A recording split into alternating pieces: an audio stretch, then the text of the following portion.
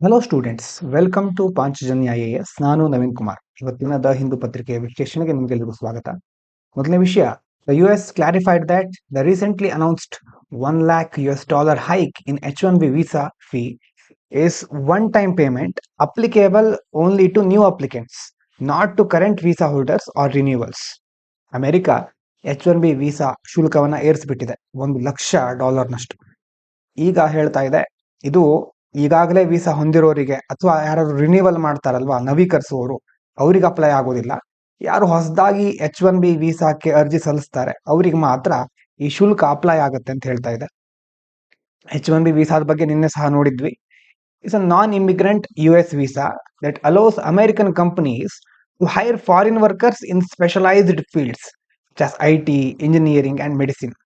ಈ ವೀಸಾದಿಂದ ಇಲ್ಲಿನ ಕಂಪನಿಗಳು, ಉದಾಹರಣೆಗೆ ಈಗ IT, ಮಾಹಿತಿ ತಂತ್ರಜ್ಞಾನ, ನಮ್ಮ ಸಾಫ್ಟ್ವೇರ್ ಕಂಪನಿಗಳಿರುತ್ತಲ್ವ ಅದು, ಇಂಜಿನಿಯರಿಂಗ್ ಕಂಪನಿಗಳು, ವೈದ್ಯಕೀಯ ಕ್ಷೇತ್ರ, ಎಲ್ಲದರಲ್ಲಿ ವಿದೇಶಿ ನೌಕರರನ್ನ ನೇಮಿಸಿಕೊಳ್ಳಿಕ್ಕೆ ಈ H-1B ವೀಸಾ ಅವರಿಗೆ ಅನುವು ಮಾಡಿಕೊಡುತ್ತೆ. ಇದೊಂದು ನಾನ್ ಇಮಿಗ್ರೆಂಟ್, ಅನಿವಾಸಿ ವೀಸಾ ಆಗಿರುತ್ತೆ. ಇನ್ನು ಲಾಟ್ರಿ ಸಿಸ್ಟಮ್, ಹಾಗಂತಂದ್ರೆ H-1B ವೀಸಾದಲ್ಲಿ random selection process used when applications exceed the annual cap. ಪ್ರತಿ ವರ್ಷ ಇಂತಿಷ್ಟು ಅಂತ ಆನ್ಯುವಲ್ ಕ್ಯಾಪ್ ಇರುತ್ತೆ, ಒಂದು ಮಿತಿ ಇರುತ್ತೆ. ಅದಾದ್ಮೇಲೆ ಎಕ್ಸ್ಟ್ರಾ ಅಪ್ಲಿಕೇಶನ್ ಜಾಸ್ತಿ ಇದ್ದಾಗ ಲಾಟ್ರಿ ಸಿಸ್ಟಮ್ ಅನ್ನ ಯೂಸ್ ಮಾಡ್ತಾರೆ. ಅದನ್ನ ಯೂಸ್ ಮಾಡಿ ಯಾರು ಲಾಟ್ರಿಲಿ ಸೆಲೆಕ್ಟ್ ಆಗ್ತಾರೋ ಅವರಿಗೆ ವೀಸಾವನ್ನ ಡಿಸ್ಟ್ರಿಬ್ಯೂಟ್ ಮಾಡ್ತಾರೆ. ಅಂತಂದ್ರೆ ಲಿಮಿಟೆಡ್ ವೀಸಾ ಸ್ಲಾಟ್ಸ್ ಇರುತ್ತೆ, ಅದನ್ನ ಲಾಟ್ರಿ ಮೂಲಕ ಅದನ್ನ ಹಂಚ್ತಾರೆ. ಇನ್ನು the Indian air force will retire the MiG-21 fighter jets on September 26, 2025 after nearly 6 decades of service, marking the end of India's first supersonic jet introduced in 1963. ಸುಮಾರು 6 ದಶಕಗಳ ಕಾಲ ಸೇವೆ ಸಲ್ಲಿಸಿದಂತಹ ಭಾರತೀಯ ವಾಯುಪಡೆ ಯಾವ ಯುದ್ಧ ವಿಮಾನ MiG-21 ಅನ್ನೋದು ಈಗ ಸೆಪ್ಟೆಂಬರ್ 26ಕ್ಕೆ ಅಧಿಕೃತವಾಗಿ ಸೇವೆಯಿಂದ ನಿವೃತ್ತಿಗೊಳ್ತಾ ಇದೆ. 1963ರಲ್ಲೇ ಬಂದಿರೋದು, ಭಾರತದ ಮೊದಲ ಸೂಪರ್ಸಾನಿಕ್ ಜೆಟ್ ಇದು. ಹಾಗಾಗಿ ಬಹಳ ಬೇರೆ ಬೇರೆ ಕಾರ್ಯಗಳಲ್ಲಿ ಮಹತ್ವದ ಪಾತ್ರವನ್ನ ವಹಿಸಿತ್ತು. ಇದನ್ನ MiG-21 built by Hindustan aeronautical limited ಅವರು ಬಿಲ್ಡ್ ಮಾಡಿರೋದು. Played decisive role in 1965, 1971 Kargil wars. Later missions like Balakot 2019ರಲ್ಲಿ ಆಗಲೂ ಸಹ ಬ್ಯಾಕ್ ಬೋನ್, ಒಂಥರ ವಾಯುಪಡೆಯ ಬೆನ್ನೆಲುಬು ಅಂತ ಹೇಳ್ಬಹುದು ಇದಕ್ಕೆ. ಈಗ Tejas light combat aircraft LCA MK-1A ಈಗ ಬರ್ತಾ ಇದೆ. ಇದು it is expected to replace the MiG-21. ಈ MiG-21 ಬದಲು ಅದರ ಜಾಗವನ್ನ ತೇಜಸ್ LCA MK-1A ಆ ಒಂದು ಜಾಗವನ್ನ ಭರ್ತಿ ಮಾಡಲಿಕ್ಕಿದೆ. Boosting India's indigenous defence manufacturing and aerospace capabilities. ನಮ್ಮ ದೇಶದ ಆತ್ಮನಿರ್ಭರತೆ, ಸ್ವಾವಲಂಬನೆ, ಸ್ಥಳೀಯ ಮಟ್ಟದಲ್ಲಿ ದೇಶೀಯವಾಗಿ ರಕ್ಷಣಾ ಉತ್ಪಾದನೆ, ಈ ಎಲ್ಲದಕ್ಕೂ ಸಹ ಇದರಿಂದ ಉತ್ತೇಜನ ಸಿಗ್ತಾ ಇದೆ. ಇನ್ನು UK, Australia and Canada officially recognized the state of Palestine, marking a major shift in decades of Western foreign policy and triggering sharp opposition from Israel and the US. ಒಂದ್ ಕಡೆ ಪ್ಯಾಲೆಸ್ಟೈನು, ಇನ್ನೊಂದು ಕಡೆ ಇಸ್ರೇಲ್. ಮೊದಲಿಂದ ನೋಡ್ತಾ ಇರೋದೇ ನಾವು. ಅದರ ನಡುವೆ ಆಗ್ತಾ ಇರತಕ್ಕಂಥ ಸಂಘರ್ಷಗಳ ಬಗ್ಗೆ ಸಹ ಮಾತಾಡ್ತಾ ಬಂದಿದ್ದೇವೆ. ಪ್ಯಾಲೆಸ್ಟೈನ್ ಎಲ್ಲಾ ಕಡೆ ಇದೊಂದು ದೇಶ ಅಂತ ಒಪ್ಕೊಂಡಿಲ್ಲ, ಸ್ವತಂತ್ರ ರಾಷ್ಟ್ರ ಅಂತ ಎಲ್ಲವೂ ಒಪ್ಕೊಂಡಿಲ್ಲ. ಈಗ ಬ್ರಿಟನ್ನು, ಆಸ್ಟ್ರೇಲಿಯಾ ಮತ್ತೆ ಕೆನಡಾ ದೇಶಗಳು ಈ ಪ್ಯಾಲೆಸ್ಟೈನ್ ಅನ್ನ ಸ್ವತಂತ್ರ ರಾಷ್ಟ್ರ ಅಂತ ಅಧಿಕೃತವಾಗಿ ಗುರುತಿಸ್ತಾ ಇವೆ. ಅಂದ್ರೆ ಇಷ್ಟು ದಿನ ಅವರ ಒಂದು ಫಾರಿನ್ ಪಾಲಿಸಿ, ಡಿಪ್ಲೊಮ್ಯಾಟಿಕ್ ರೂಟ್ಗಳು ಬೇರೆ ಇದ್ವು. ಆದ್ರೆ ಈಗ ವಿದೇಶಾಂಗ ನೀತಿಯಲ್ಲಿ ದೊಡ್ಡ ಬದಲಾವಣೆ ಆಗಿದೆ. ಯೂಶುವಲಿ ಏನು ಇಸ್ರೇಲ್ ಮತ್ತೆ ಅಮೆರಿಕ ಇದನ್ನ ವಿರೋಧಿಸ್ತಾ ಇವೆ. ದ 2 ಸ್ಟೇಟ್ ಸೊಲ್ಯೂಷನ್ ಅಂತ ಮೊದಲು ಸಹ ಬಂದಿತ್ತು ನೋಡಿ. 2 ದ್ವಿರಾಷ್ಟ್ರ ಪರಿಹಾರ, ದ್ವಿದೇಶ, ದ್ವಿರಾಜ್ಯ ಅಂತೆಲ್ಲ ಕರೀತಾರೆ. ಸ್ಟೇಟ್ ಅಂತ ಇಂಟರ್ನ್ಯಾಷನಲ್ ರಿಲೇಷನ್ ಅಲ್ಲಿ ರಾಷ್ಟ್ರಗಳಿಗೆ ಹೇಳೋದು. Refers to the proposed creation of an independent Palestinian state coexisting peacefully alongside Israel, backed by the UN as a pathway to end the conflict. Israel, Palestine ಸಂಘರ್ಷವನ್ನ ಕಡಿಮೆ ಮಾಡಲಿಕ್ಕೆ UN ಒಂದು ದಾರಿ ಹುಡ್ಕೊಂಡಿತ್ತು. ಅಂತಂದ್ರೆ ಬೇರೆ ಬೇರೆ ದೇಶಗಳು ಸಹ ಅದನ್ನ ಸಪೋರ್ಟ್ ಮಾಡಿದ್ವು. ಅದಕ್ಕೆ 2 ಸ್ಟೇಟ್ ಸೊಲ್ಯೂಷನ್ ಅಂತ ಕರೀತೇವೆ. ಏನಂತ ಅಂತಂದ್ರೆ ಅದ್ರ ಪ್ರಕಾರ ಇಂಡಿಪೆಂಡೆಂಟ್ ಆಗಿ ಪ್ಯಾಲೆಸ್ಟೀನಿಯನ್ ಸಹ ಇರಬೇಕು, ಈ ಕಡೆ ಇಸ್ರೇಲ್ ಇರಬೇಕು, ಸಪರೇಟ್ ಆಗಿ 2 ನೇಷನ್ಗಳು ಕ್ರಿಯೇಟ್ ಮಾಡೋದು. ಹಾಗಾಗಿ ಅದನ್ನ 2 ಸ್ಟೇಟ್ ಸೊಲ್ಯೂಷನ್ ಅಂತ ಕರೀತೇವೆ. ಸಾರಿ. ಇನ್ನು ಬಾಲ್ಫೋರ್ ಡಿಕ್ಲರೇಷನ್, ಬಾಲ್ಫೋರ್ ಘೋಷಣೆ, ಇದು ಯಾವುದಕ್ಕೆ ಸಂಬಂಧಪಟ್ಟಿತ್ತು ಅಂತ ಕೇಳ್ತಾರೆ ಫಿಲಿಮ್ಸ್ ಅಲ್ಲಿ ಅಥವಾ ಮ್ಯಾಚ್ ದ ಫಾಲೋವಿಂಗ್ ಅಲ್ಲಿ ಕೊಡಬಹುದು, ಹಾಗಾಗಿ ಸರಿಯಾಗಿ ನೋಡ್ಕೊಳ್ಳಿ. ಸ್ಟೇಟ್ಮೆಂಟ್ ಬೈ ಬ್ರಿಟನ್, ಬ್ರಿಟನ್ ಕೊಟ್ಟಂತಹ ಒಂದು ಹೇಳಿಕೆ ಅಥವಾ ಅದ್ರ ಸ್ಟೇಟ್ಮೆಂಟ್, ಅದ್ರ ಪ್ರಕಾರ supporting the establishment of a national home for the Jewish people, ಈ ಪ್ಯಾಲೆಸ್ಟೈನ್ ನಲ್ಲಿ ಯಹೂದಿ ಜನರಿಗೋಸ್ಕರ ಒಂದು ರಾಷ್ಟ್ರೀಯ ನೆಲೆಯನ್ನ ಸ್ಥಾಪಿಸೋದು, ಅದ್ರ ಬಗ್ಗೆ ಬ್ರಿಟನ್ ಕೊಟ್ಟಂತಹ ಒಂದು ಹೇಳಿಕೆ ಆಗಿತ್ತು. ಅದಕ್ಕೆ ಬಾಲ್ಫೋರ್ ಡಿಕ್ಲರೇಷನ್ ಅಂತ ಕರೀತೇವೆ. Laying the foundation for the later creation of Israel, ಈ ಒಂದು ಡಿಕ್ಲರೇಷನ್ ಇಂದಾನೆ ಮುಂದೆ ಇಸ್ರೇಲ್ ಸ್ಟಾರ್ಟ್ ಆಗ್ಲಿಕ್ಕೆ, ಇಸ್ರೇಲ್ ಹುಟ್ಕೊಳ್ಳಿಕ್ಕೆ ಒಂದು ಅಡಿಪಾಯ ಸಿಕ್ತು. ಹಾಗಾಗಿ ಇಸ್ರೇಲ್ಗೆ ಸಂಬಂಧಪಟ್ಟಿದ್ದು ಬ್ರಿಟನ್ ಕೊಟ್ಟಂತಹ ಒಂದು ಡಿಕ್ಲರೇಷನ್ ಇದು. ಇದಾದ ನಂತರ astronomers found extreme nuclear transients explosions even stronger than gamma ray burst caused when giant stars are torn apart by supermassive black holes. ದೊಡ್ಡ ಬ್ಲ್ಯಾಕ್ ಹೋಲ್ಗಳು ಅಂತಂದ್ರೆ, ಈಗ ಬ್ಲ್ಯಾಕ್ ಹೋಲ್ಗಳ ಬಗ್ಗೆ ನೀವು ಕೇಳಿರಬಹುದು, last stage of the star. Science and ಟೆಕ್ನಾಲಜಿಯಲ್ಲಿ detail ಆಗಿ ಸ್ಟಾರ್ ಬಗ್ಗೆ, ಸ್ಟೇಜಸ್ ಬಗ್ಗೆ ಎಲ್ಲ ನೋಡ್ತಾ ಹೋಗ್ತೀರಿ. ಸಾರಿ, ಈಗ ವಿಜ್ಞಾನಿಗಳು ಏನ್ ಹೇಳ್ತಾ ಇದ್ದಾರೆ, ಗಾಮಾರೆ ವರ್ಸ್ಟ್ ಆಗೋದಕ್ಕಿಂತ ಹೆಚ್ಚು ಶಕ್ತಿಶಾಲಿಯಾದಂತಹ ಎಕ್ಸ್ಟ್ರೀಮ್ ನ್ಯೂಕ್ಲಿಯರ್ ಟ್ರಾನ್ಸಿಯೆಂಟ್ ಗಳನ್ನ ಪತ್ತೆ ಮಾಡ್ತಾ ಇದ್ದಾರೆ. ದೊಡ್ಡ ಬ್ಲ್ಯಾಕ್ ಹೋಲ್ಗಳು ಛಿದ್ರ ಆದಾಗ ಇಂತಹ ಸ್ಫೋಟ ಸಂಭವಿಸುತ್ತೆ, ಆವಾಗ ಎಕ್ಸ್ಟ್ರೀಮ್ ನ್ಯೂಕ್ಲಿಯರ್ ಟ್ರಾನ್ಸಿಯೆಂಟ್ ಗಳು ಆಗುತ್ತೆ ಅಂತ ಹೇಳಿದ್ದಾರೆ. ಇನ್ನು black holes event horizon is the point beyond which nothing, not even light can escape. Black ಹೋಲಿನ ಒಂದು ಇವೆಂಟ್ ಹೊರೈಸನ್, ಇದು ಈ ತರ ಬ್ಲ್ಯಾಕ್ ಹೋಲ್ ಚಿತ್ರ ಅಂತಲ್ಲ, ಆದ್ರೆ ಒಂದು ನಿಮ್ಗೆ ಕಲ್ಪನೆ ಬರ್ಲಿ ಅಂತ. ಈ ಪಾಯಿಂಟ್ ಆದ್ಮೇಲೆ ನಮ್ಮ ಭೂಮಿಯಿಂದ ನಾವು ಒಂದು ಹೊರೈಸನ್ ಅಂತ ಕರಿತೇವೆ ನೋಡಿ, ಈ ಪಾಯಿಂಟ್ ಆದ್ಮೇಲೆ ಏನು ಕಾಣಿಸೋದೇ ಇಲ್ಲ ಆ ತರ. ಅದಾದ್ಮೇಲೆ ಅಲ್ಲಿ ನಥಿಂಗ್, ಈವನ್ ಲೈಟ್ ಸಹ ಇರೋದಿಲ್ಲ, ಲೈಟ್ ಸಹ ಅದರಿಂದ ಎಸ್ಕೇಪ್ ಆಗ್ಲಿಕ್ಕೆ ಆಗೋದಿಲ್ಲ. Stars crossing it get stretched into thin spaghetti streams releasing huge energy. Stars ಏನಾದ್ರು ಕ್ರಾಸ್ ಮಾಡಿದ್ರೆ ಸ್ಪ್ಯಾಗೆಟಿ ಸ್ಟ್ರೀಮ್ ಗಳನ್ನ, ಇದಕ್ಕೆಲ್ಲ ಕನ್ನಡ ಶಬ್ದಗಳು ಸಿಗೋದು ಬಹಳ ಕಷ್ಟ, ಸಿಕ್ಕಿದ್ರು ಅದು ಸರಿಯಾದ ಶಬ್ದ ಅಂತ ಹೇಳಿಕ್ ಆಗೋದಿಲ್ಲ. ಹಾಗಾಗಿ ಇದನ್ನೇ ನೆನ್ಪಿಟ್ಕೊಳ್ಬೇಕಾಗುತ್ತೆ ನಾವು, ದೊಡ್ಡ ಮಟ್ಟದ ಶಕ್ತಿ ಬಿಡುಗಡೆ ಆಗುತ್ತೆ ಅವಾಗ ಸ್ಟಾರ್ಸ್ ಗಳು ಕ್ರಾಸ್ ಮಾಡಿದಾಗ. ಇನ್ನು tidal disruption events also happen when black hole tear stars, but ENTs are rare, involve bigger stars and black holes and release much more energy. ಈಗ ಬ್ಲ್ಯಾಕ್ ಹೋಲ್ಗಳು ನಕ್ಷತ್ರಗಳನ್ನು ಛಿದ್ರಗೊಳಿಸ್ತಾ ಇರುತ್ತವೆ, ಆವಾಗ ಈ ಟೈಡಲ್ ಡಿಸ್ರಪ್ಷನ್ ಇವೆಂಟ್ ಸಹ ಸಂಭವಿಸುತ್ತೆ.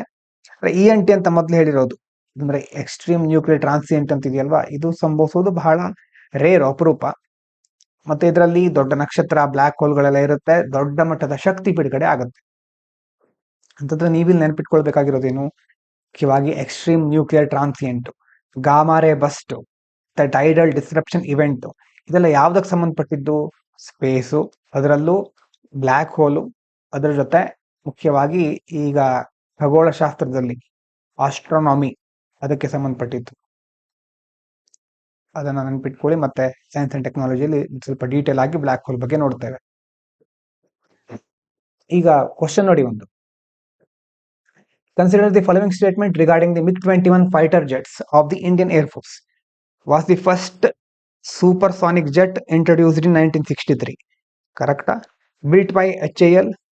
Next to saw action in the 1965, 1971 and Kargil conflict and the Balakot airstrike. ಮತ್ತೆ scheduled to be retired in 2027 after over 6 decades of service. ಆದ್ರೆ ಎಷ್ಟು ಕರೆಕ್ಟ್ ಇದರಲ್ಲಿ, ಓನ್ಲಿ 3 ಕರೆಕ್ಟ್, 1 2 3 ಆರ್ ಕರೆಕ್ಟ್. ಆದ್ರೆ 4ನೇ statement in correct. ಯಾಕೆ, ಈಗ September 26ಗೆ ಅದು retired ಆಗ್ತಾ ಇದೆ. ಇನ್ನು consider the following statement about extreme nuclear transient. ENTs are explosive events even more powerful than gamma ray burst. ENTs occur when giant stars are torn apart by supermassive black holes. ENTs are more common than tidal disruption events. ಎಷ್ಟು correct ಇದರಲ್ಲಿ, only 2 correct. 1 and 2 are correct. Statement 3 is incorrect. ಯಾಕೆ, ENT ಅನ್ನೋದು rare ಆಗಿ ಕಂಡು ಬರುತ್ತೆ tidal disruption event ಗಿಂತ, ಹಾಗಾಗಿ rare ಅದು, ಹಾಗಾಗಿ 3ನೇ ಸ್ಟೇಟ್ಮೆಂಟ್ ರಾಂಗ್. ಇನ್ನು 2 ಎಡಿಟೋರಿಯಲ್ ಗಳನ್ನ ನೋಡೋಣ. 2 ಎಡಿಟೋರಿಯಲ್ ಚಿಕ್ಕ ಚಿಕ್ಕ ಎಡಿಟೋರಿಯಲ್ಗಳು. ಈಗ ಹಿಂದೂ ನ್ಯೂಸ್ ಪೇಪರ್ ಹೀಗಿದೆ ಅಂತಂದ್ರೆ ಎಡಿಟೋರಿಯಲ್ ಪಾರ್ಟ್, ಇಲ್ಲೊಂದು ಎಡಿಟೋರಿಯಲ್ ಇರುತ್ತೆ, ಇಲ್ಲೊಂದು ಎಡಿಟೋರಿಯಲ್ ಇರುತ್ತೆ, ಇಲ್ಲೊಂದು ಸಣ್ಣದು, ಇಲ್ಲೊಂದು ಚಿಕ್ಕದು ಇರುತ್ತಲ್ವಾ. ಇದು 2ರಲ್ಲಿ ಇವತ್ತು ಬಂದಿರೋದು. ಹಾಗಾಗಿ ಮೊದಲನೇದು H1B visa and Indian tech workers ಬಗ್ಗೆ. ಏನಾಯ್ತು ನಿಮ್ಗೆ ಗೊತ್ತೇ ಇದೆ, ಟ್ರಂಪ್ ಅವರ ಅಡ್ಮಿನಿಸ್ಟ್ರೇಷನ್ ಈಗಿದೆ H1B ವೀಸಾ ಫೀ ಅನ್ನ $1,00,000 ಏರಿಸ್ಬಿಟ್ಟಿದ್ದಾರೆ. ಮೊದಲು $2,000 ಇತ್ತು. ಏನಿದೆ H1B ವೀಸಾ ಅಂತಂದ್ರೆ ನಾನ್ ಇಮಿಗ್ರೆಂಟ್ಸ್ಗೆ ಕೊಡುವಂಥದ್ದು. ಅದರ ಮೂಲಕ ಫಾರಿನ್ ವರ್ಕರ್ಸ್ಗಳನ್ನ ಅಲ್ಲಿನ ಕಂಪ್ನಿಗಳು ಟೆಕ್, ಇಂಜಿನಿಯರಿಂಗು, ಮೆಡಿಸಿನ್ ಅಲ್ಲಿ ನೇಮಕಾತಿ ಮಾಡ್ಕೊಳ್ಬಹುದು. US ನಲ್ಲಿ ವರ್ಕ್ ಮಾಡ್ಕೊಳ್ಳಿ, ಅಲ್ಲಿನ ಕಂಪನಿಗಳಿಗೆ ಕೆಲಸ ಮಾಡ್ಕೊಳ್ಳಿಕ್ಕೆ ಬೇರೆ ದೇಶಗಳಿಂದ ವರ್ಕರ್ಸ್ಗಳನ್ನ ನೇಮಕ ಮಾಡ್ಕೊಳ್ತಾರೆ. ಇದಕ್ಕೆ 2004ರಿಂದ ನೋಡಿ 85,000 ವೀಸಾ ಇದೆ. ಅದು ಅಷ್ಟೇ, ಒಂದು ಕ್ಯಾಪ್ ಇದೆ. ಅದನ್ನ ಲಾಟ್ರಿ ಸಿಸ್ಟಮ್ ಮೂಲಕ ಅಲಾಟ್ ಮಾಡ್ತಾರೆ. ಇಂಪ್ಯಾಕ್ಟ್ ಏನಾಗುತ್ತೆ ಅಂತಂದ್ರೆ ಹ್ಯೂಜ್ ಕಾಸ್ಟ್ ಇನ್ಕ್ರೀಸ್ ಅಲ್ವಾ. ಈಗ ಜಾಸ್ತಿ ಕಾಸ್ಟ್ ಇನ್ಕ್ರೀಸ್ ಆಗ್ಬಿಟ್ಟಿದೆ. ಮೊದಲು 2,000 5,000 ಇದ್ದಿದ್ದು ನೋಡಿ ಈಗ $1,00,000 ಅಂತಂದ್ರೆ ತುಂಬಾ ಕಡೆ ಅದು ಎಫೆಕ್ಟ್ ಆಗ್ತಾ ಹೋಗುತ್ತೆ. ಯಾರಿಗೆ ಇದು ಮುಖ್ಯವಾಗಿ ಎಫೆಕ್ಟ್ ಆಗೋದು ಅಂತಂದ್ರೆ ಒಂದು US ಫರ್ಮ್ಗಳಿಗೆ ಅಂತಂದ್ರೆ, ಯಾಕಂತಂದ್ರೆ ಅವರು ಇಂಡಿಯನ್ಸ್ ಗಳನ್ನ ಹೈರ್ ಮಾಡ್ಲಿಕ್ಕೆ ಆಗೋದಿಲ್ಲ. ಈಗ ಇಷ್ಟು ದೊಡ್ಡ ಮೊತ್ತದ ಫೀ ಅನ್ನ ಹಾಕ್ಬಿಟ್ರೆ US ಹೋಗೋರ ಸಂಖ್ಯೆ ಗಣನೀಯವಾಗಿ ಕಡಿಮೆ ಆಗ್ಬಿಡುತ್ತೆ. ಅದರಲ್ಲೂ ಇಂಡಿಯನ್ ವರ್ಕರ್ಸ್ ನೋಡಿ 71% ಆಫ್ H1B ಹೋಲ್ಡರ್ಸ್. ಅದರಲ್ಲಿ H1B ಇಂಡಿಯನ್ ವರ್ಕರ್ಸ್ ಇದಾರಲ್ವಾ, ಅದರಲ್ಲಿ 71% H1B ಹೋಲ್ಡರ್ಸ್ ಇದ್ದಾರೆ. ಆದ್ರೆ 60% ಅರ್ನ್ ಲೆಸ್ ದೆನ್ $1,00,000 ಸ್ಯಾಲರಿ. ಆದ್ರೆ ಈ H1B ಹೋಲ್ಡರ್ಸ್ ಇರೋರಲ್ಲಿ 60% ಕಡಿಮೆ ಜನ $1,00,000 ನಷ್ಟು ಸ್ಯಾಲರಿ ತಗೊಳ್ತಾ ಇಲ್ಲ. ಅವರಿಗೆಲ್ಲ ಇಷ್ಟು ದೊಡ್ಡ ಮೊತ್ತದ ಫೀಗಳನ್ನ ತುಂಬುವುದು ಬಹಳ ಕಷ್ಟ. So making it harder for employees to justify the new cost. ಇದನ್ನ ಸರಿ ಅಂತ ಅವ್ರು ಪರಿಗಣಿಸೋದಿಲ್ಲ. ಹಾಗಾಗಿ application for 2025 drop to 4-year low. ಈಗ ನೆಕ್ಸ್ಟ್ 2025ಗೆ ಅಪ್ಲಿಕೇಶನ್ ಹಾಕುವವರ ಸಂಖ್ಯೆ 4 ವರ್ಷಕ್ಕೆ ಹೋಲಿಸಿದ್ರೆ 4 ವರ್ಷಗಳಲ್ಲೇ ಬಹಳ ಕಡಿಮೆ ಮೊತ್ತಕ್ಕೆ ಕುಸಿದು ಬಿಟ್ಟಿದೆ. ಅಂದ್ರೆ ವೈ ಇಸ್ ದಿಸ್ ಸಿಗ್ನಿಫಿಕೆಂಟ್? ಯಾಕೆ ಇದು ಮುಖ್ಯ ಆಗುತ್ತೆ ಅಂತಂದ್ರೆ, ಫಾರ್ ಇಂಡಿಯನ್ ವರ್ಕರ್ಸ್ ನೋಡಿ, thousands May loose US job opportunities. ಸಾವಿರಾರು ಜನರು ಅಮೆರಿಕಾದಲ್ಲಿ ಉದ್ಯೋಗ ಪಡ್ಕೊಳ್ಳುವ ಅವಕಾಶವನ್ನೇ ಕಳ್ಕೊಂಡ್ಬಿಡ್ಬಹುದು. ಅದ್ರ ಜೊತೆ ಅವ್ರಿಗೆ ಮಾತ್ರ ಅಲ್ಲ, ಅವರ ಕುಟುಂಬಗಳಿಗೂ ಸಹ ಇದು ಎಫೆಕ್ಟ್ ಆಗುತ್ತೆ. Humanitarian consequences. ಎಷ್ಟೋ ಜನರಿಗೆ ಕನಸಿರುತ್ತೆ ಅಮೆರಿಕದಲ್ಲಿ ಕೆಲಸ ಮಾಡಬೇಕು. ಎಷ್ಟೋ ಜನ ಬಡತನದಿಂದ ಹೋಗಿರ್ತಾರೆ, ತಮ್ಮ ಕುಟುಂಬವನ್ನ ಬೇರೆ ಒಂದು ಒಳ್ಳೆಯ ಹಂತಕ್ಕೆ ತೆಗೆದುಕೊಂಡು ಹೋಗ್ಬೇಕು ಅಂತೆಲ್ಲ. ಹಾಗಾಗಿ ಅವ್ರ ಮೇಲೆ ಇದು ಎಫೆಕ್ಟ್ ಆಗುತ್ತೆ. ಅದ್ರ ಜೊತೆ US ಟೆಕ್ ಕಂಪನಿಗಳಿಗೆ, ಯಾಕಂತಂದ್ರೆ they rely heavily on Indian workers. ಭಾರತದ ವರ್ಕರ್ಗಳ ಮೇಲೆ ತುಂಬಾ ರಿಲೈ ಆಗ್ಬಿಟ್ಟಿದ್ದಾರೆ. ಯಾಕಂತಂದ್ರೆ ಭಾರತದ ವರ್ಕರ್ಗಳು ಅಂತಂದ್ರೆ US ವರ್ಕರ್ಗಳಿಗೆ ಹೋಲಿಸಿದ್ರೆ ಕಡಿಮೆ ಸಂಬಳವನ್ನು ತೆಗೆದುಕೊಂಡು ಜಾಸ್ತಿ ಕೆಲಸ ಮಾಡ್ತಾರೆ. ಭಾರತದಲ್ಲಿ ಹೋಲಿಸಿದ್ರೆ ಅಲ್ಲಿ ಕೊಡುವಂತ ಕೆಲಸ ಕಡಿಮೆ ಇದೆ. ಭಾರತದಲ್ಲಿ ಓವರ್ ವರ್ಕು, ಲೋವರ್ ಪೇ ಎರಡೂ ಇರುವಂತಹ ಸಮಸ್ಯೆ ಎಲ್ಲ IT ಕ್ಷೇತ್ರದಲ್ಲಿ, ಬೇರೆ ಬೇರೆ ಕ್ಷೇತ್ರದಲ್ಲಿ ಈ ಸಮಸ್ಯೆ ಇದ್ದಿರೋದೆ. ಹಾಗಾಗಿ ಭಾರತದವರು US ಹೋಗ್ತಾರೆ. US ಹೋದಾಗ ಭಾರತದಲ್ಲಿ ಮಾಡಬೇಕಾದಷ್ಟು ಕೆಲಸದ ಅವಧಿ ಅಲ್ಲಿರೋದಿಲ್ಲ, ಪೇಮೆಂಟ್ ಸಹ ಜಾಸ್ತಿ ಇರುತ್ತೆ. ಆದ್ರೆ ಅಮೆರಿಕದವರಿಗೆ ಕಂಪೇರ್ ಮಾಡಿದ್ರೆ ಭಾರತದವರು ಕೆಲಸ ಜಾಸ್ತಿ ಮಾಡ್ತಾರೆ, ಕಡಿಮೆ ಸಂಬಳ ತೆಗೆದುಕೊಳ್ತಾರೆ. ಅದು ಅಮೆರಿಕದ ಕಂಪನಿಗಳಿಗೆ ಒಳ್ಳೇದು. ಹಾಗಾಗಿ ಈಗ ಒಂದು ವೇಳೆ ಭಾರತೀಯ ವರ್ಕರ್ಗಳು ಅಮೆರಿಕಕ್ಕೆ ಹೋಗೋದನ್ನ ನಿಲ್ಲಿಸ್ಬಿಟ್ರೆ, ಅಪ್ಲಿಕೇಶನ್ ಹಾಕ್ಲಿಕ್ಕೆ ಆಗದೆ ಇದ್ರೆ ಅಲ್ಲಿ ಟ್ಯಾಲೆಂಟ್ ಶಾರ್ಟೇಜ್ ಎದುರಾಗಬಹುದು. ಇನ್ನು ಇದರ ಜೊತೆ ನಮ್ಮ ಭಾರತ ಮತ್ತೆ ಅಮೆರಿಕದ ಒಂದು ರಿಲೇಷನ್, ಸಂಬಂಧಗಳಲ್ಲಿ India reminded the US that skilled talent mobility fuels growth and innovation for both countries. ಈಗ ಟ್ಯಾಲೆಂಟ್ ಇರೋರು ಇಲ್ಲಿಂದ US ಹೋಗ್ಬಹುದು, US ಇಂದ ಇಲ್ಲಿಗೆ ಬರಬಹುದು. ಎರಡೂ ದೇಶಕ್ಕೂ ಒಳ್ಳೇದೇ ಅಲ್ವಾ ಇದು. ಎರಡೂ ದೇಶಗಳು ಬೆಳೀತಾ ಹೋಗುತ್ತದೆ, ಇನೋವೇಷನ್ ಜಾಸ್ತಿ ಆಗುತ್ತೆ. But realistically India has limited diplomatic leverage to reverse this. ಆದ್ರೆ ಭಾರತ ಹೇಳದೊಂದೇ ಆಗ್ಬಿಟ್ಟಿದೆ ಎಷ್ಟೋ ಸಾರಿ. ಅಮೆರಿಕ ಏನ್ ಮಾಡಿದ್ರು ನಾವು ಒಪ್ಕೊಂಡ್ಬಿಡ್ತೇವೆ. ಆ ಒಂದು ಪರಿಸ್ಥಿತಿಯಲ್ಲಿ ನಾವು ಎಷ್ಟೋ ಸಾರಿ ಇದ್ದು ಬಿಡ್ತೇವೆ. ಟ್ರಂಪ್ ಅವರು ಏನ್ ಹೇಳಿದ್ರು ಅದಕ್ಕೆ ನಾವು ತೀಕ್ಷ್ಣ ಪ್ರತಿಕ್ರಿಯೆಯನ್ನ ಕೊಡೋದಿಲ್ಲ. ಯಾಕಂದ್ರೆ ನಮಗೂ ಬೇರೆ ಬೇರೆ ಕಮಿಟ್ಮೆಂಟ್ ಗಳನ್ನ ನಮ್ಮ ದೇಶದವರು ಇಟ್ಕೊಂಡಿದ್ದಾರೆ. ಎಲ್ಲ ಕಡೆ ನ್ಯೂಟ್ರಲ್ ಆಗಿ ಬ್ಯಾಲೆನ್ಸ್ ಮಾಡ್ಬೇಕು ಅನ್ನೋದನ್ನ ನೋಡ್ತಾ ಇರ್ತಾರೆ. ಹಾಗಾಗಿ ಲಿಮಿಟೆಡ್ ಆಗಿ ನಾವು ಡಿಪ್ಲೊಮ್ಯಾಟಿಕ್ ಲೆವರೇಜ್ ಅನ್ನ, ರಾಜತಾಂತ್ರಿಕವಾಗಿ ನಾವು ದೊಡ್ಡ ಮಟ್ಟದಲ್ಲಿ ಅಮೆರಿಕದ ಮೇಲೆ ಇನ್ಫ್ಲುಯೆನ್ಸ್ ಮಾಡ್ಲಿಕ್ಕೆ ಆಗ್ತಾ ಇಲ್ಲ. ಹಾಗಾದ್ರೆ ಏನ್ ಮಾಡ್ಬೇಕು ನಾವು? ಹಾಗಾದ್ರೆ India needs to reduce dependence on US jobs, strengthen its own tech ecosystem. ಯಾಕೆ ಪ್ರತಿ ಸಾರಿನೂ ಅಮೆರಿಕದ ಮೇಲೆ ಡಿಪೆಂಡ್ ಆಗೋದು? ನಮ್ಮ ದೇಶದಲ್ಲೇ ಒಂದು ಒಳ್ಳೆಯ ನಾವೀನ್ಯತೆಯ ಪುಷ್ಟಿ ಕೊಡುವಂತಹ ಒಳ್ಳೆ ಎನ್ವೈರನ್ಮೆಂಟ್ ಅನ್ನ ಯಾಕೆ ಕ್ರಿಯೇಟ್ ಮಾಡಬಾರ್ದು? ಟೆಕ್ನಾಲಜಿನ ಯಾಕೆ ಡೆವಲಪ್ ಮಾಡಬಾರ್ದು? ಡೊಮೆಸ್ಟಿಕ್ ರಿಫಾರ್ಮ್ಸ್ ಮಾಡಬೇಕು. ಅದಕ್ಕೋಸ್ಕರ ಇನ್ಫ್ರಾಸ್ಟ್ರಕ್ಚರ್ ಮತ್ತೆ ಟೆಕ್ ಇಂಡಸ್ಟ್ರಿಯಲ್ಲಿ ಇನ್ವೆಸ್ಟ್ ಮಾಡಲಿ. ಸ್ಟಾರ್ಟ್ಅಪ್ ಗಳಿಗೆ ಎನ್ಕರೇಜ್ಮೆಂಟ್ ಕೊಡಬೇಕು. ಎನ್ಕರೇಜ್ಮೆಂಟ್ ಕೊಡೋದು ಅಂತಂದ್ರೆ ಅವರಿಗೆ ಫಂಡಿಂಗ್ ಕೊಡೋದೆಲ್ಲ ಹೌದು, ಆದ್ರೆ ರೂಲ್ಸ್ ಅಂಡ್ ರೆಗ್ಯುಲೇಷನ್ ಇದೆಯಲ್ವಾ ಅಂತಂದ್ರೆ ತುಂಬಾ ನಿರ್ಬಂಧಗಳಿದೆ. ನಿರ್ಬಂಧಗಳು ಅಂತಂದ್ರೆ ಏನು ಮಾಡಬಾರ್ದು ಅಂತಲ್ಲ, ಆದ್ರೆ ಇಂಥ ತುಂಬಾ ಪ್ರೊಸೆಸ್ಗಳು, ಲೈಸೆನ್ಸ್ಗಳು, ಬ್ಯೂರೋಕ್ರಾಟಿಕ್ ಡಿಲೇ ಅಂತ ಕರೀತೇವೆ. ಅಧಿಕಾರಶಾಹಿ ವರ್ಗದಲ್ಲಿ ಫೈಲ್ಗಳು ಅಷ್ಟು ಸುಲಭವಾಗಿ ಪಾಸ್ ಆಗೋದಿಲ್ಲ, ಕ್ಲಿಯರೆನ್ಸ್ಗಳು ಅಷ್ಟು ಸುಲಭವಾಗಿ ಸಿಗೋದಿಲ್ಲ. ಹಾಗಾಗಿ ಎನ್ಕರೇಜ್ ಅವ್ರಿಗೆ ಮಾಡೋದು ಅಂತಂದ್ರೆ ಎಲ್ಲಾ ಸ್ವಲ್ಪ ಸ್ಮೂತ್ ಪ್ರೊಸೆಸ್ ಅನ್ನ ಅವರಿಗೋಸ್ಕರ ಕ್ರಿಯೇಟ್ ಮಾಡೋದು, ರಿಸರ್ಚ್ ಮತ್ತೆ ಡೆವಲಪ್ಮೆಂಟ್ ಅಲ್ಲಿ ಜಾಸ್ತಿ ಇನ್ವೆಸ್ಟ್ ಮಾಡೋದು, ಡಿಜಿಟಲ್ ಇನೋವೇಷನ್ ಕಡೆ ಜಾಸ್ತಿ ಫೋಕಸ್ ಮಾಡೋದು. ಅದ್ರ ಜೊತೆ ಜಗತ್ತು ಮುಂದುವರಿತಾ ಇದೆ, AI, ರೋಬೋಟಿಕ್ಸ್, ಕ್ವಾಂಟಮ್ ಕಂಪ್ಯೂಟಿಂಗ್, ಎಲ್ಲಾ ತಂತ್ರಜ್ಞಾನಗಳನ್ನ ನಾವು ಆದಷ್ಟು ಬೇಗ ಅಡಾಪ್ಟ್ ಮಾಡ್ಕೊಳ್ಬೇಕು, ಅದರಲ್ಲಿ ಲೀಡರ್ಗಳಾಗಬೇಕು. ಆವಾಗ ಮಾತ್ರ ನಾವು ಗ್ಲೋಬಲ್ ಇನೋವೇಷನ್ ಹಬ್ ಆಗಬಹುದು. ಇಲ್ಲದ್ರೆ ನಾವು ನೋಡ್ತಾ ಇರ್ತೇವೆ ಜಗತ್ತು ಮುಂದುವರಿತಾ ಇರುತ್ತೆ. ಡೈವರ್ಸಿಫೈ ಮಾರ್ಕೆಟ್ಸ್, ಡೈವರ್ಸಿಫೈ ಮಾಡೋದು ಅಂತಂದ್ರೆ ಮೊದಲಿಂದ ನಿಮ್ಗೆ ಗೊತ್ತಿದೆ, ವೈವಿಧ್ಯೀಕರಿಸೋದು. ವೈವಿಧ್ಯೀಕರಣ ಅಂತಂದ್ರೆ ಬರೀ US ಮಾತ್ರ ಅಲ್ಲ, ಏಷ್ಯಾದಲ್ಲಿ ಚೀನಾ, ರಷ್ಯಾ ಇದೆ, ನಮ್ ಆ ಕಡೆ ಜಪಾನು, ಸಿಂಗಾಪುರು, ಹೀಗೆ ತುಂಬಾ ದೇಶಗಳಿದೆ. ಅಂತ ದೇಶಗಳ ಜೊತೆ ನಾವು ಒಪ್ಪಂದಗಳನ್ನ ಮಾಡ್ಕೊಳ್ಳೋದು, ಅವರ ಜೊತೆ ಚೆನ್ನಾಗಿ ನಾವು ಬಾಂಧವ್ಯಗಳನ್ನು ನಿರ್ವಹಿಸೋದು, ಕೇವಲ US ಮೇಲೆ ಮಾತ್ರ ಡಿಪೆಂಡ್ ಆಗಿರೋದಲ್ಲ.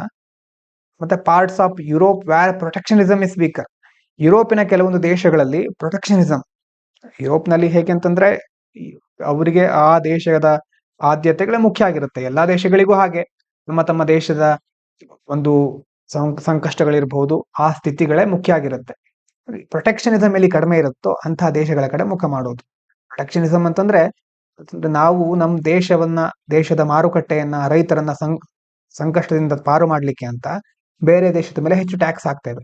ಆ ರೀತಿ ಬೇರೆ ಬೇರೆ ದೇಶದವರು ಮಾಡ್ತಾ ಹೋಗ್ತಾರೆ. ಲಾಂಗ್ ಟರ್ಮ್ ಪ್ಲಾನ್ ಮಾಡೋದು ಅಲ್ವಾ, assume US policies will remain ಪ್ರೊಟೆಕ್ಷನಿಸ್ಟ್. ಈಗ ನಾವು ಅಂದ್ಕೊಂಡ್ಬಿಡ್ಬಹುದು US ಈ ತರನೇ ಇರುತ್ತೆ, ನಾವು ನಮ್ಮ ಒಂದು ಪ್ರಿಪೇರ್ಡ್ನೆಸ್, ಸನ್ನದ್ಧತೆ ಅಂತ ಹೇಳ್ತೀವಲ್ವಾ, ಅಂತಹ ಪ್ರಿಪೇರ್ ಆಗಿರ್ಬೇಕು ನಾವು. US ಏನೇ ಮಾಡ್ಲಿ ನಮ್ಗೆ ಅದರಿಂದ ಯಾವುದೇ ಎಫೆಕ್ಟ್ ಆಗಬಾರ್ದು. ಅದಕ್ಕೋಸ್ಕರ ಸೆಲ್ಫ್ ರಿಲಯಂಟ್ ಆಪರ್ಚುನಿಟೀಸ್ ಅನ್ನ ಕ್ರಿಯೇಟ್ ಮಾಡ್ಕೋಬೇಕು. ನಮ್ಮ ದೇಶದಲ್ಲಿ IT ಟ್ಯಾಲೆಂಟ್ ಇದೆ, ಇಲ್ಲಿಂದ ಅಲ್ಲಿಗೆ ಹೋಗ್ತಿದ್ದಾರೆ ಅಂತಂದ್ರೆ ಅದರ ಅರ್ಥ ಏನು? ಬ್ರೇನ್ ಡ್ರೈನ್ ಕೇಳಿರ್ಬಹುದು ನೀವು, ಪ್ರತಿಭಾ ಪಲಾಯನ. ಬ್ರೇನ್ ಡ್ರೈನ್ ಇರೋದನ್ನ ಬ್ರೇನ್ ಗೇನ್ ಆಗಿ ಕನ್ವರ್ಟ್ ಮಾಡ್ಬೇಕು. ಆ ಪ್ರತಿಭೆಯನ್ನ ಮತ್ತೆ ನಾವು ವಾಪಸ್ ನಮ್ಮ ದೇಶದಲ್ಲೇ ಉಳಿಸ್ಕೊಂಡು ದೇಶೀಯ ಮಟ್ಟದ ಟೆಕ್ನಾಲಜಿ, ಸೊಸೈಟಿ, ಬೇರೆ ಬೇರೆ ಕ್ಷೇತ್ರಗಳಲ್ಲಿ ಡೆವಲಪ್ ಮಾಡಬೇಕು. ಹಾಗಾಗಿ ಶಾರ್ಟ್ ಟರ್ಮ್ ಪೇನ್ ಇದು. Indian families, IT workers face difficulties, ಅವರಿಗೆ ಈಗ ಕಷ್ಟ ಆಗೇ ಆಗುತ್ತೆ, ಯಾಕಂತಂದ್ರೆ ಜಾಸ್ತಿ ವೀಸಾ ಕಾಸ್ಟ್ ಇಂದಾಗಿ. ಲಾಂಗ್ ಟರ್ಮ್ ಅಲ್ಲಿ ಒಂದು ಆಪರ್ಚುನಿಟಿ ಅಂತ ನಾವು ಹೇಳ್ಬಹುದು. ಪ್ರತಿಯೊಂದು ಸಿಚುವೇಶನ್ ಆಪರ್ಚುನಿಟಿ ಕ್ರಿಯೇಟ್ ಮಾಡಿದ್ರೆ ಅದ್ರ ಜೊತೆ ಸಮಸ್ಯೆನೂ ಇರುತ್ತೆ, ಪ್ರತಿಯೊಂದು ಸಮಸ್ಯೆ ಜೊತೆ ಹೊಸ ಆಪರ್ಚುನಿಟಿನೂ ಕ್ರಿಯೇಟ್ ಆಗುತ್ತೆ ಅನ್ನೋದನ್ನ ನಾವು ಗಮನದಲ್ಲಿ ಇಟ್ಕೋಬೇಕು. India uses this movement to strengthen domestic technology plus explore new markets, reliance on US jobs will decline. ಇದೇ ಸಿಚುವೇಶನ್ ನಾವೇ ಹುಟ್ಟಿದೇಳಲಿಕ್ಕೆ ಅಂತ ಹೇಳ್ತೀವಲ್ವಾ, ಇಷ್ಟೆಲ್ಲ ಕಷ್ಟಗಳ ಮಧ್ಯೆ ಮತ್ತೆ ನಾವು ಎಲ್ಲದರಿಂದ ಮೇಲೇಳೋದು, ನಮ್ಮ ದೇಶದ ಡೊಮೆಸ್ಟಿಕ್ ಟೆಕ್ನಾಲಜಿಯನ್ನ, ಹೊಸ ಮಾರ್ಕೆಟ್ಗಳನ್ನ ಕ್ರಿಯೇಟ್ ಮಾಡ್ಲಿಕ್ಕೆ, US ಜಾಬ್ನ ಮೇಲಿರುವ ರಿಲಯನ್ಸ್ ಅನ್ನ ಕಡಿಮೆ ಮಾಡ್ಲಿಕ್ಕೆ ಈ ಸಿಚುವೇಶನ್ ಅನ್ನ ಉಪಯೋಗಿಸ್ಕೊಂಡ್ರೆ ನಾವು ಇದರಲ್ಲಿ ಶೈನ್ ಆಗಬಹುದು. ಐರನಿ ಏನಂತಂದ್ರೆ US it self May suffer ಅಲ್ವಾ. US ಗೆ ಈಗ ಅನಿಸ್ತಾ ಇರಬಹುದು, ಆದ್ರೆ ಅದಕ್ಕೆ ತೊಂದರೆ ಆಗಬಹುದು ಅದರ ಒಂದು ನಿರ್ಧಾರದಿಂದ. Shortage of skilled scientist and engineers fuel it's growth ಅಲ್ವಾ. ಅಂತಂದ್ರೆ ಸ್ಕಿಲ್ಡ್ ಸೈಂಟಿಸ್ಟ್ಗಳು, ಇಂಜಿನಿಯರ್ಸ್ಗಳ ಒಂದು ಕೊರತೆ ಆಗೋದ್ರಿಂದ ಮುಂದೆ ಬೇರೆ ಬೇರೆ ಕ್ಷೇತ್ರಗಳಲ್ಲಿ ಗ್ರೋತ್ ಸಂಬಂಧಪಟ್ಟ ಹಾಗೆ ಕೆಲವು ಸಮಸ್ಯೆಗಳು ಎದುರಾಗಬಹುದು ಅಂತ ಈ ಆರ್ಟಿಕಲ್ ಅಲ್ಲಿ ಹೇಳ್ತಾ ಇದ್ದಾರೆ. ಇದಾದ ನಂತರ ಇನ್ನೊಂದು, uranium unrest, consent in resource extraction. Issue ಏನಂತಂದ್ರೆ ಸೆಂಟರ್, ಕೇಂದ್ರ ಸರ್ಕಾರ wants to mine uranium in Meghalaya. ಮೇಘಾಲಯದಲ್ಲಿ ಯುರೇನಿಯಂ ಮೈನ್ ಮಾಡ್ಲಿಕ್ಕೆ ಹೊರಟಿದೆ, ಡೊಮಿಸಿಯಾತ್ ಮತ್ತೆ ವಾಖಾಜಿ ಅಲ್ವಂತ ಮುಖ್ಯವಾಗಿ. ಇನ್ನು ಅದಕ್ಕೆ ಪ್ರಾಬ್ಲಮ್ ಏನ್ ಬರ್ತಾ ಇದೆ ಅಂತಂದ್ರೆ, ಖಾಸಿ ಟ್ರೈಬಲ್ ಗ್ರೂಪ್ಸ್ ಇದೆ ಅಲ್ಲಿ. They have opposed uranium mining since 1980s due to health, livelihood and environmental risk. ಆರೋಗ್ಯ, ನಮ್ಮ ಜೀವನೋಪಾಯ, ಅದರ ಜೊತೆ ಪರಿಸರದ ಮೇಲಾಗುವ ಅಪಾಯಗಳನ್ನ ಪರಿಗಣಿಸಿ ಅಲ್ಲಿರುವಂತಹ ಖಾಸಿ ಟ್ರೈಬಲ್ ಗುಂಪು, ಬುಡಕಟ್ಟು ಜನಾಂಗದವರು ಯುರೇನಿಯಂ ಮೈನಿಂಗ್ ಅನ್ನ 1980ರಿಂದಾನೇ ವಿರೋಧಿಸ್ತಾ ಬಂದಿದ್ದಾರೆ. ರೀಸೆಂಟ್ ಆಗಿ ಸೆಂಟರ್ ಏನ್ ಮಾಡಿದೆ, union environment ministry issued an office memorandum exempting mining of atomic critical strategic minerals from public consultation. ಅಂತಂದ್ರೆ ಅದರ ಅರ್ಥ ಏನು, local communities no longer get a say in projects that deeply affect their lives. ಈಗ ಯಾವ್ದಾದ್ರು ಒಂದು project ಮಾಡ್ತಾ ಇದ್ದಾರೆ ಅಂತಂದ್ರೆ ಅಲ್ಲಿನ ಲೋಕಲ್ ಕಮ್ಯುನಿಟಿಗಳ ಅಭಿಪ್ರಾಯ ಕೇಳೋದಿಲ್ಲ, ಅವರಿಗೆ ತಮ್ಮ ಧ್ವನಿಯನ್ನ ವ್ಯಕ್ತಪಡಿಸ್ಲಿಕ್ಕೆ ಅವಕಾಶ ಇರೋದಿಲ್ಲ. ಹಾಗಾಗಿ ಕಾಂಟ್ರವರ್ಸಿ ಸ್ಟಾರ್ಟ್ ಆಗಿದೆ. ಡೆಮಾಕ್ರೆಟಿಕ್ ಇರೋಷನ್ ಅಂತ ಹೇಳ್ತಾ ಇದ್ದಾರೆ. ಈಗ ಆಫೀಸ್ ಮೆಮೊರಾಂಡಮ್ ಅಂತ ಇದೆಯಲ್ವಾ, ದೇ ಆರ್ ಎಕ್ಸಿಕ್ಯೂಟಿವ್ ಆರ್ಡರ್ಸ್, ಅದು ವಿತೌಟ್ ಇಂಡಿಪೆಂಡೆಂಟ್ ಸ್ಕ್ರೂಟಿನಿ. ಸ್ಕ್ರೂಟಿನಿ ಅಂತಂದ್ರೆ ಎಕ್ಸಾಮೈನ್ ಮಾಡೋದು, ಚೆಕ್ ಮಾಡೋದು, ಪರಿಶೀಲನೆ ಮಾಡೋದು. ಯಾವುದೇ ಸರಿಯಾಗಿ ಪರಿಶೀಲನೆ ಮಾಡದೆ, ಇಂಡಿಪೆಂಡೆಂಟ್ ಆಗಿ ಯಾವುದೇ ಒಂದು ವಿಭಾಗದಿಂದ ಅದನ್ನ ಚೆಕ್ ಮಾಡದೆ ಆರ್ಡರ್ ಮಾಡ್ಬಿಟ್ಟಿದ್ದಾರೆ. ಅದರಲ್ಲಿ ಕನ್ಸಲ್ಟೇಷನ್ ಇಲ್ಲ. ಗೌರ್ಮೆಂಟ್ ಅದರಿಂದ ಏನಾಗ ಮಾಡ್ಬಿಟ್ಟಿದೆ, reduces tribal communities to mere bystanders ಅಂತಂದ್ರೆ ಅವರ ಒಂದು ಪಾತ್ರವನ್ನ ಕಡೆಗಣಿಸ್ತಾ ಇದೆ. ಅವರಿಗೆ ಇದು ಎಫೆಕ್ಟ್ ಆದ್ರೂ ಟ್ರೈಬಲ್ ಕಮ್ಯುನಿಟಿಗಳಿಗೆ, ಬುಡಕಟ್ಟು ಜನಾಂಗದವರಿಗೆ ಎಫೆಕ್ಟ್ ಆಗ್ತಾ ಇದೆ. ಆದ್ರೆ ಇವರು ಇದರಲ್ಲಿ ಆಕ್ಟಿವ್ ಆಗಿ ಪಾಲ್ಗೊಳ್ಳಿಕ್ ಬಿಡ್ತಾ ಇಲ್ಲ ಸರ್ಕಾರ ಅವರನ್ನ. ಟ್ರೈಬಲ್ ರೈಟ್ಸ್ ಇಗ್ನೋರ್ ಆಗ್ತಾ ಇದೆ. 5 ಮತ್ತೆ 6ನೇ ಸ್ಕೆಡ್ಯೂಲ್ ಅಂಡರ್ ಅಲ್ಲಿ ಕಾನ್ಸ್ಟಿಟ್ಯೂಷನ್ ನಲ್ಲಿ ಏನ್ ಹೇಳ್ತಾ ಇದ್ದಾರೆ, tribal areas have protections for land and community rights ಅಲ್ವಾ. ಅವರಿಗೆ ಲ್ಯಾಂಡ್ ಮತ್ತೆ ಕಮ್ಯುನಿಟಿ ರೈಟ್ಸ್ ಇದೆ. Khasi hills autonomous district council could potentially resist the mining under 6th schedule powers. 6th schedule under ಅಲ್ಲಿ ಖಾಸಿ ಆಟೋನಮಸ್ ಡಿಸ್ಟ್ರಿಕ್ಟ್ ಕೌನ್ಸಿಲ್ ಇದೆ, ಅದನ್ನ resist ಮಾಡಬಹುದು. ಹಾಗಾಗಿ ಅವರ ರೈಟ್ಸ್ ಇಗ್ನೋರ್ ಮಾಡ್ತಾ ಇದ್ದಾರೆ. ಇದ್ರ ಜೊತೆ ಹೆಲ್ತ್ ಮತ್ತೆ ಎನ್ವೈರನ್ಮೆಂಟಲ್ ಹಜಾರ್ಡ್ಗಳು ಸಹ ಇದೆ. ಮೈನಿಂಗ್ ಅಂತಂದ್ರೆ ನಿಮ್ಗೆ ಗೊತ್ತಿದೆ, ರೇಡಿಯೇಷನ್ ರಿಸ್ಕ್ ಇರಬಹುದು, ಅದರಲ್ಲೂ ಯುರೇನಿಯಂ ಮೈನಿಂಗ್, ಇದು ಪೊಲ್ಯೂಷನ್ ಹೇಗೂ ಆಗೇ ಆಗುತ್ತೆ. ಇಕೋಲಾಜಿಕಲ್ ಡ್ಯಾಮೇಜ್ ಇರ್ರಿವರ್ಸಿಬಲ್ ಅಂತಂದ್ರೆ ಮತ್ತೆ ಸರಿ ಮಾಡ್ಲಿಕ್ಕೆ ಆಗೋದಿಲ್ಲ. ಇರ್ರಿವರ್ಸಿಬಲ್ ಅಂತಂದ್ರೆ ಈಗ ಮರ ಕಡ್ದು ಬಿಡ್ತಾರೆ, ಮರ ಕಡ್ದು ಬೇರೆ ಒಂದ್ ಕಡೆ ಗಿಡ ನೆಡ್ತಾರೆ. ಆ ಗಿಡ ನೆಟ್ಟಿ ಮರ ಆಗೋದಕ್ಕೆ ಎಷ್ಟೋ ವರ್ಷಗಳು ಬೇಕಾಗುತ್ತೆ. ಅಲ್ಲಿ ತನಕ ಪರಿಸರದ ಮೇಲಾಗುವ ಹಾನಿಯನ್ನ ಯಾರು ನಿರ್ವಹಿಸ್ತಾರೆ, ಯಾರು ಅದಕ್ಕೆ ಜವಾಬ್ದಾರಿ ತೆಗೆದುಕೊಳ್ಳೋರು? ಹಾಗಾಗಿ ಫಾಸ್ಟ್ ಎಕ್ಸಾಂಪಲ್ ಸಹ ನೋಡಿದ್ವಿ. ಸಿಂಗ್ ಭೂಮ್ ಜಾರ್ಖಂಡ್ ಅಲ್ಲಿ uranium mining led to protest. ಅಲ್ಲೆಲ್ಲ ಆ ಯುರೇನಿಯಂ ಮೈನಿಂಗ್ ಬಗ್ಗೆ ತುಂಬಾ ದೊಡ್ಡ ಮಟ್ಟದ ಪ್ರತಿಭಟನೆ ಮಾಡಿದ್ರು. Allegation of unsafe practices, loss of livelihoods. ಇದರಿಂದಾಗಿ ತುಂಬಾ ಅನ್ಸೇಫ್ ಪ್ರಾಕ್ಟೀಸ್ ಗಳನ್ನ ಸಹ ಫಾಲೋ ಮಾಡ್ತಾ ಇದ್ರು. ತುಂಬಾ ಜನ ಪ್ರಾಣವನ್ನ ಸಹ ಕಳ್ಕೊಂಡಿದ್ರು. ಲಾರ್ಜರ್ ಕನ್ಸರ್ನ್ ನೋಡೋದಾದ್ರೆ ಕನ್ಸೆಂಟ್ ಪ್ರಿನ್ಸಿಪಲ್. ಈಗ ಇಂಟರ್ನ್ಯಾಷನಲ್ ನಾರ್ಮ್ಸ್ ಗಳೆಲ್ಲ, ಅಂತಾರಾಷ್ಟ್ರೀಯ ಮಟ್ಟದ ನಿಯಮಗಳೆಲ್ಲ ಏನ್ ಹೇಳ್ತವೆ ಅಂತಂದ್ರೆ, ಮೊದಲು free, prior and informed consent ಅಂತ ಹೇಳ್ತಾರೆ. FPIC ಯಾವುದೇ ಕಮ್ಯುನಿಟೀಸ್ಗಳನ್ನ ರಿಸೋರ್ಸ್ ಎಕ್ಸ್ಟ್ರಾಕ್ಷನ್ ಮಾಡೋಕ್ಕಿಂತ ಮೊದಲು ಅವರ ಫ್ರೀ, ಪ್ರಯರ್ ಮತ್ತೆ ಇನ್ಫಾರ್ಮ್, ಅವರ ಮುಕ್ತವಾಗಿ ಅವರ ಅಭಿಪ್ರಾಯವನ್ನ ಸರಿಯಾಗಿ ಪರಿಗಣಿಸೋದು.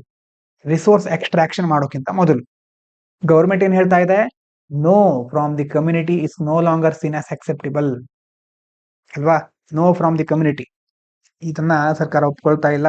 Perception among tribals, their land is treated as resource frontier for the rest of India. ಬೇರೆ ದೇಶ ಅಥವಾ ಬೇರೆ ಪ್ರದೇಶಗಳಿಗೆ ಒಳ್ಳೇದಾಗ್ಲಿ ಅಂತ ನಮ್ಮ ಒಂದು ಭೂಮಿಯನ್ನ ಕಿತ್ಕೊಳ್ತಾ ಇದ್ದಾರೆ.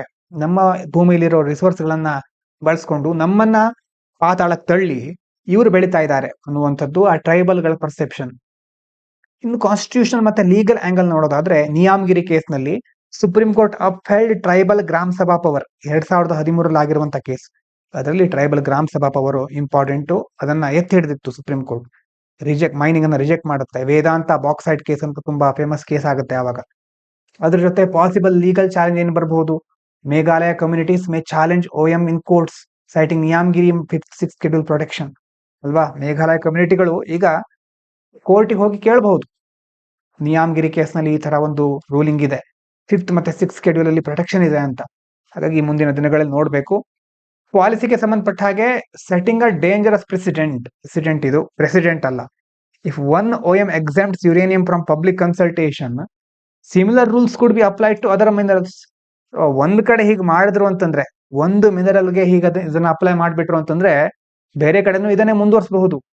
ಆವಾಗ ಅಲ್ಲೂ ಇರುವಂತಹ ಟ್ರೈಬಲ್ಗಳಿಗೆ, ಅಲ್ಲಿರುವ ಸ್ಥಳೀಯ ಸಮುದಾಯಗಳಿಗೆ ಕಷ್ಟ ಆಗ್ತಾ ಹೋಗುತ್ತೆ.